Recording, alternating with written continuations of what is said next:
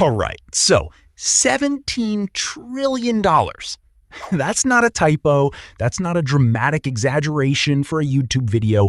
That is the actual current amount of consumer debt sitting on American shoulders right now. $17 trillion. Credit cards, student loans, car payments, medical bills, mortgages, buy now, pay later, personal loans, and whatever creative new way someone figured out to lend money to people who need it and charge them aggressively for the privilege. And here's the thing that actually gets me about that number. It's not evenly distributed. It's not like everyone in America owes a manageable slice. It's levels. Completely different levels with completely different psychology, completely different math, and completely different ways out. Some people are at level 1, the kind of debt that feels embarrassing to even admit. Some people are so deep they can't see the surface anymore. And some people figured out the exit. And what they did with the money after, that's where it gets genuinely interesting. So that's what this is. Every level of American debt, where most people get stuck at each one, what the math actually looks like, and what happens financially when you finally get out. Let's go level by level. Level 1. It's just a little bit. Okay, this is where it starts for almost everyone, and it starts so innocuously that most people don't even register it as debt in the traditional sense. It's just the card. The balance, the thing you'll pay off next month when things calm down a little. $500, maybe $1,000, spread across 1 or 2 credit cards. The minimum payment is manageable, like $40-50 a month.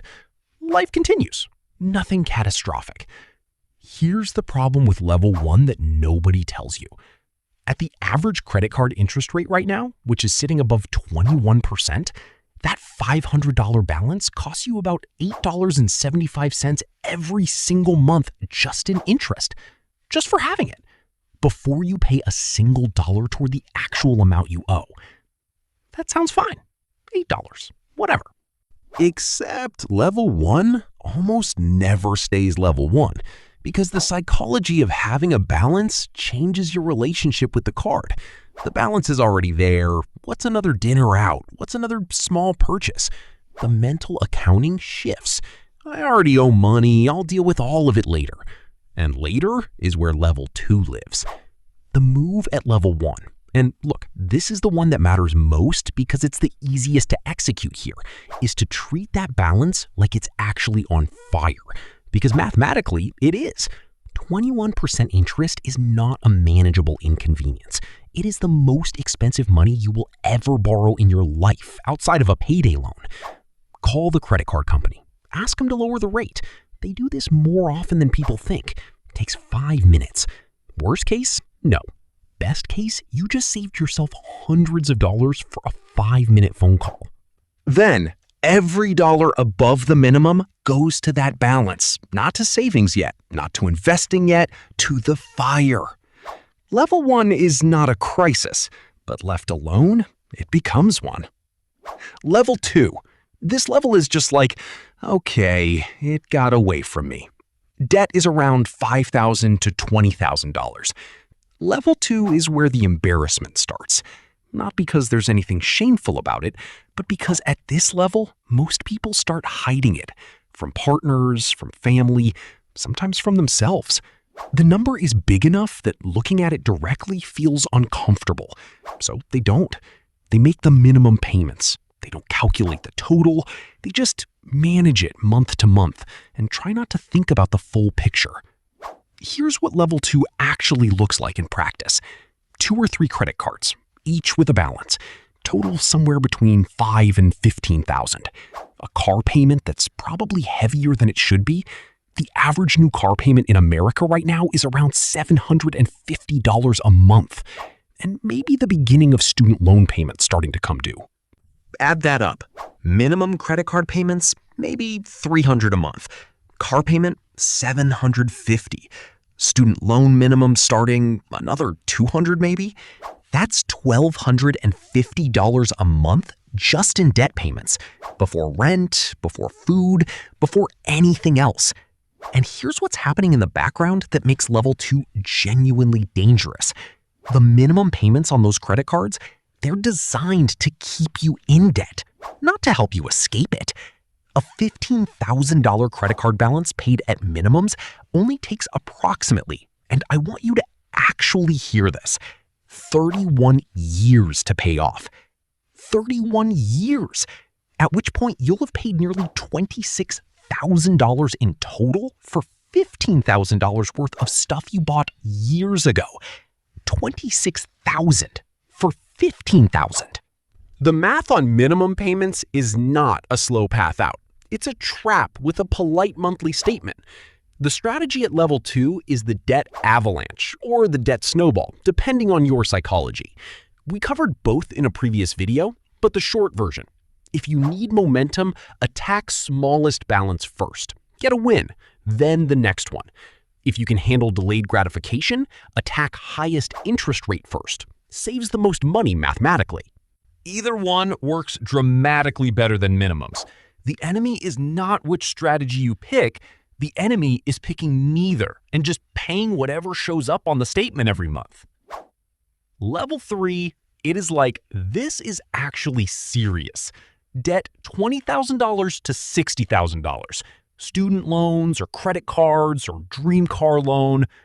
All right, level 3 or lovely 3. This is where most college-educated Americans live. And this is, I want to be careful how I say this, genuinely not their fault in a lot of cases. Because level 3 debt for most people wasn't built through bad decisions.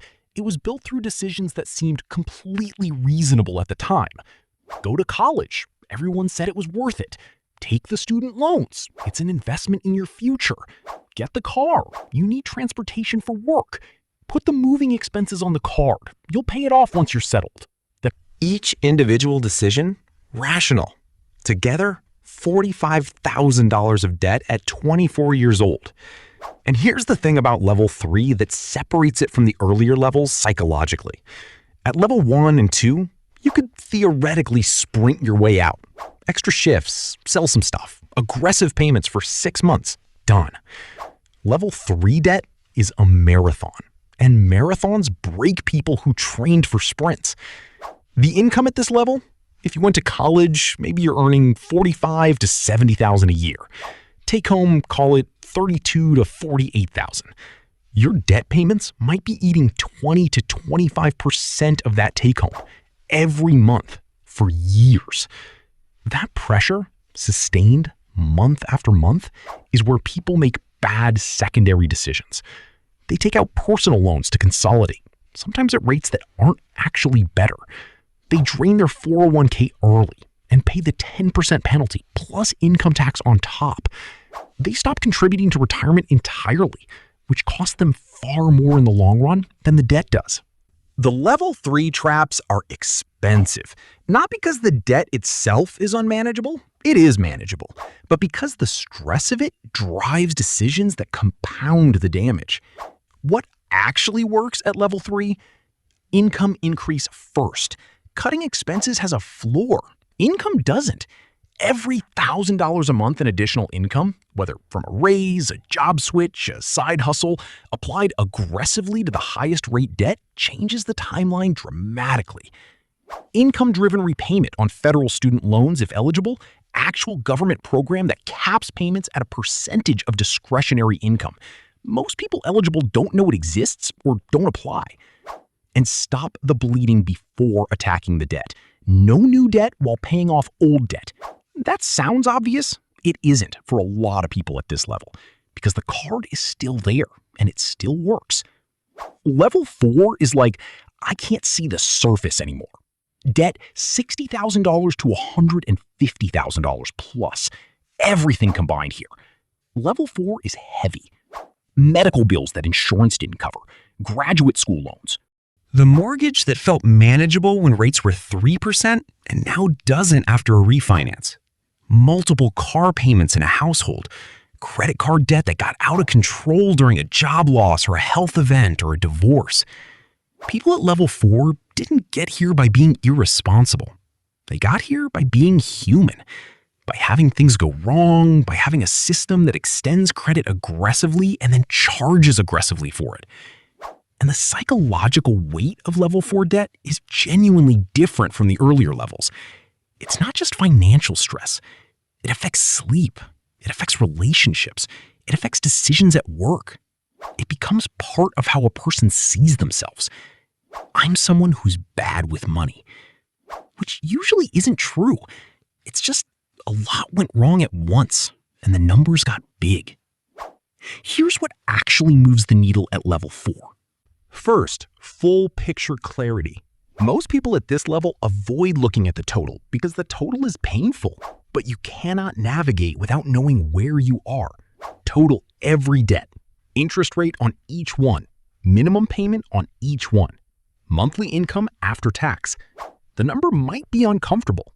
It's less uncomfortable than not knowing. Second, professional help is not failure. A nonprofit credit counseling agency, not a for-profit debt settlement company, those are often predatory. A nonprofit counselor can sometimes negotiate with creditors directly, reduce interest rates, create structured payoff plans. This is a legitimate tool that most people at level 4 don't know about or feel too proud to use. Third, the income ceiling conversation. At level 4 debt, cutting lattes is not the move. The math doesn't work. A meaningful income increase, career move, additional skill, different industry is what changes the trajectory. Cutting is level 1 behavior. Level 4 requires earning differently. Level 5, the turn. The decision point where most people either escape or stay forever. Okay, level 5 is not a debt level. It's a moment. It's the moment, and almost everyone who got out of serious debt can point to exactly when it happened where something shifted. Not the debt, the person. Sometimes it's a number seen clearly for the first time. Sometimes it's a conversation. Sometimes it's a birthday that felt wrong, 40 years old and still paying for decisions made at 22. Sometimes it's watching someone else get free and realizing, wait, that could be me. Whatever triggered it, level 5 is the turn. The decision that the debt stops being a permanent feature of the financial life and starts being a problem with a finish line. And here's what's interesting about the turn. It almost never starts with a big dramatic move. It starts with one calculation, one payment redirected, one call made, one account opened. The people who escape debt don't usually do it through some extraordinary act of discipline. They do it by making the system automatic, so the discipline doesn't have to live in their head every day. Payment comes out before they see it. The extra amount goes before they spend it. The lifestyle doesn't expand while the debt decreases. And then, and this is the part that surprises people, it starts accelerating. The first payoff creates a payment that can now attack the next debt. The second payoff adds to the momentum.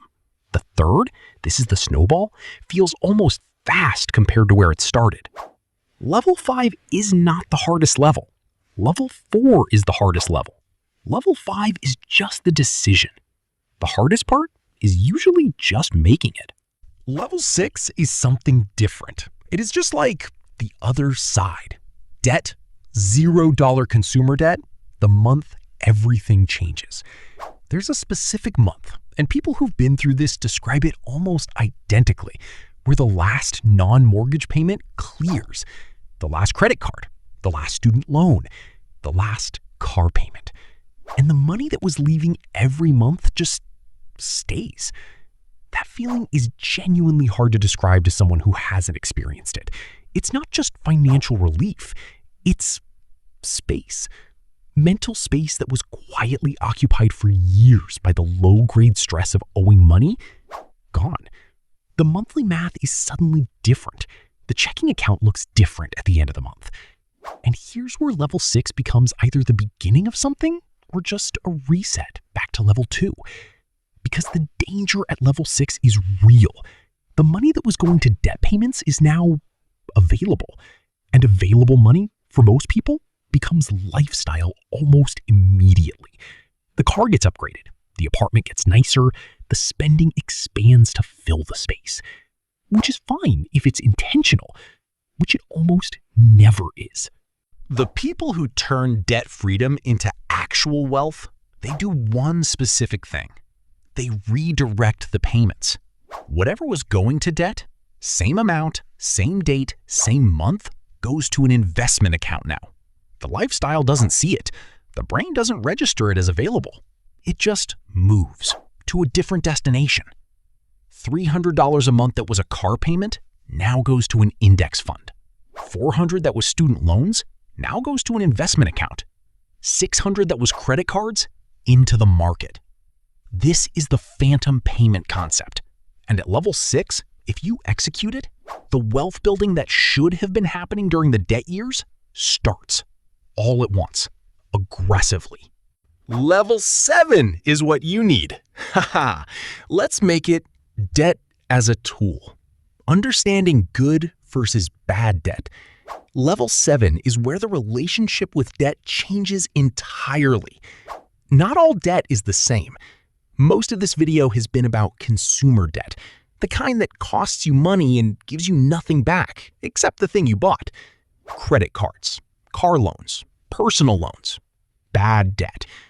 But there's another category, debt that earns more than it costs. A mortgage on a property that appreciates. A business loan that generates revenue above the interest rate. Leveraged investment in an asset that outperforms the borrowing cost. This is not a concept most people encounter at level 1 or 2 or even 3. But at level 7, with consumer debt gone, income established, investment account running, the math of strategic debt becomes available. A mortgage at 6% on a property appreciating at 7%, that's neutral to slightly positive leverage. A business loan at 8% funding a service that generates 30% margins, that's positive leverage. The difference between bad debt and good debt is one question. Does this debt generate more than it costs? Consumer debt almost never does. Strategic debt, when used correctly, can. Level 7 is not about getting back into debt. It's about understanding that the tool isn't evil. The application was. And at this level, with the foundation built, the tool can be used differently. The math close. Let me show you what the full journey actually looks like in numbers. Person, 23 years old, $47,000 in combined debt. Student loans, 2 credit cards, car payment, take home around $2,800 a month. They make the turn at level 5. Start the debt avalanche. Minimum payments on everything except the highest rate. Every extra dollar goes there. Highest rate card, gone in 11 months. That payment, $320 a month, now attacks the next card. Second card, gone in 8 more months. Student loans, the combined monthly freed up is now significant. Loan paid off aggressively, gone in 3 years. Car, kept it, no upgrade, paid off in the original term. 4 years and 3 months after the turn, 0 consumer debt. 27 years old. The money that was going to debt, $940 a month, immediately redirected to investments. $940 a month from age 27. At 7% annual return for 35 years, $1.4 million. From the money that used to leave every month and buy nothing. That's level 6 executed. That's the phantom payment applied. That's what the other side of debt actually looks like. Not just relief, actual wealth. From the same money that was disappearing into interest payments. The debt was never the whole story. What you do the month after the last payment, that's the chapter most people don't know exists. 7 levels. Level 1, it's just a little bit. Level 2, okay, it got away from me. Level 3, this is actually serious. Level 4, I can't see the surface anymore. Level 5, the turn. Level 6, the other side. Level 7, debt as a tool. Most people spend their entire adult lives between levels 2 and 4 without ever knowing level 5 is a choice they can make. Not a lucky break, not a windfall, a decision. Figure out which level you're at right now, the honest number, the real total, and then make one move, just the next one, not all 7 levels at once. Drop your level in the comments. Genuinely, I read them. And if you're at level 4 right now, especially, drop it. Because level 6 people were all at level 4 once. And sometimes knowing that is the thing that makes level 5 feel possible.